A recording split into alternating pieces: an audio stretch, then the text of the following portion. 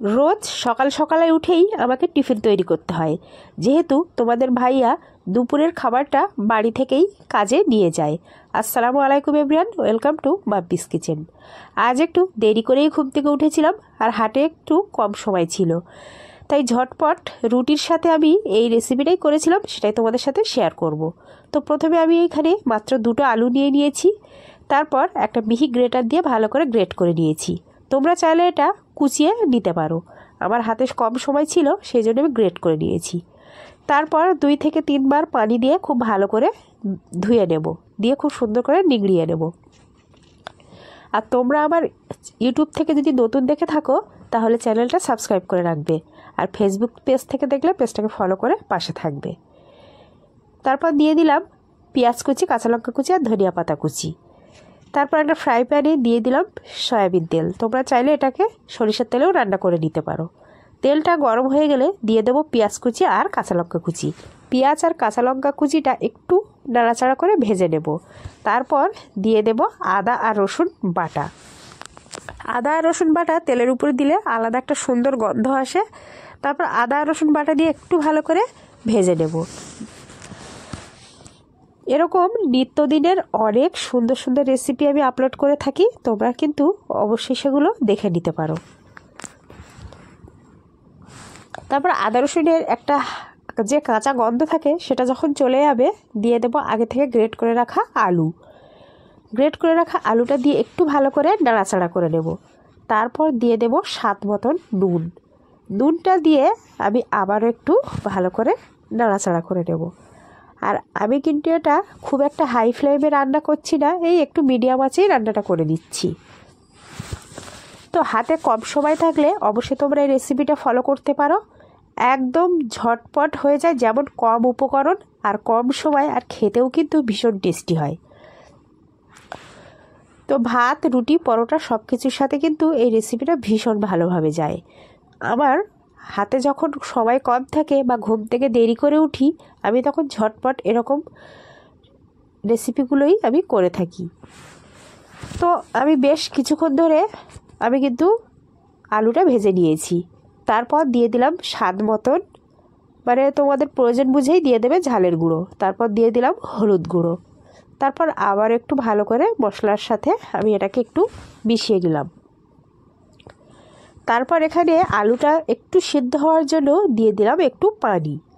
খুব বেশি পানি দেওয়ার দরকার নেই, আলু তো এমনি মিহি গ্রেট করা, তবু অল্প একটু পানি দিয়ে দিলাম। পানিটা দিয়ে আমি ঢাকনা দিয়ে ঢেকে রেখে দেবো বেশ কয়েক মিনিটের জন্য।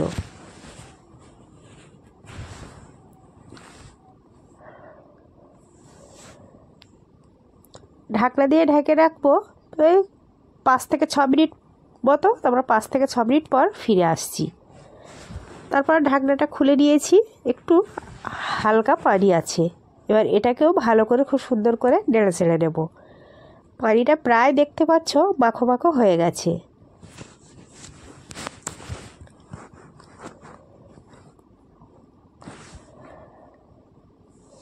এই পর্যায়ে আমি একটু দিয়ে দিলাম জিরে গুঁড়ো। তারপর আবারও একটু ভালো করে এটাকে নেড়ে ঝেড়ে দিচ্ছি।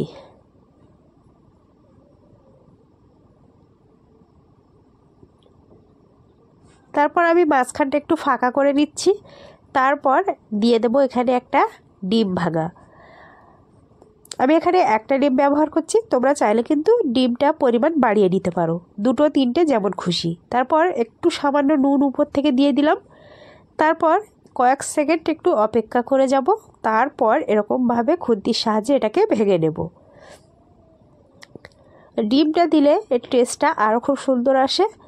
তারপর ভালো করে ডিমটা এইভাবে একটু ভেঙে ভেঙে দেবো। তারপর সমস্ত আলুর সাথে ডিমটা মিশিয়ে নেব।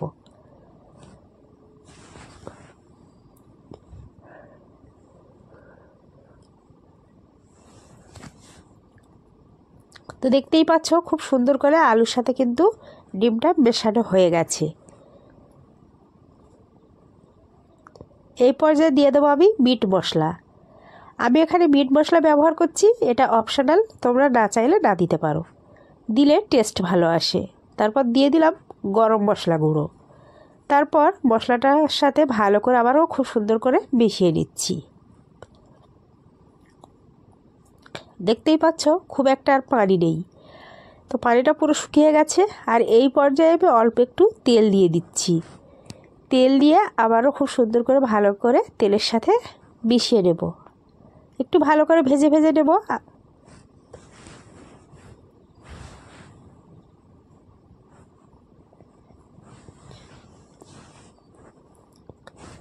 বেশ কিছুক্ষণ ভেজে নিয়েছি। এবার উপর থেকে বেশ কিছুটা ধনিয়া পাতা দেব। ধনিয়া পাতা দিয়ে একটু নাড়াচাড়া করে ঢাকনা দিয়ে ঢেকে রাখবো।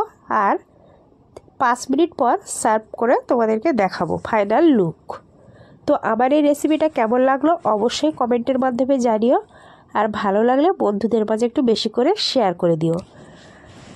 আর ভিডিওর প্রথম থেকে শেষ পর্যন্ত যারা আমার সাথেই ছিলে তাদেরকে জানাচ্ছি অসংখ্য ধন্যবাদ।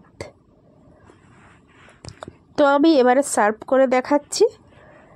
দেখো কতটা লোভনীয় হয়েছে, একদম ঝটপট হয়ে গেল। ভাত, রুটি, পরোটা সব কিছুর সঙ্গেই তোমরা খেতে পারো। আর আমার মতো এরকম কাজে নিয়ে যাওয়ার জন্য সকালে যারা টিফিন তৈরি করো, হাতে কম সময় থাকলে এরকমভাবে এটা বানিয়ে নিতে পারো।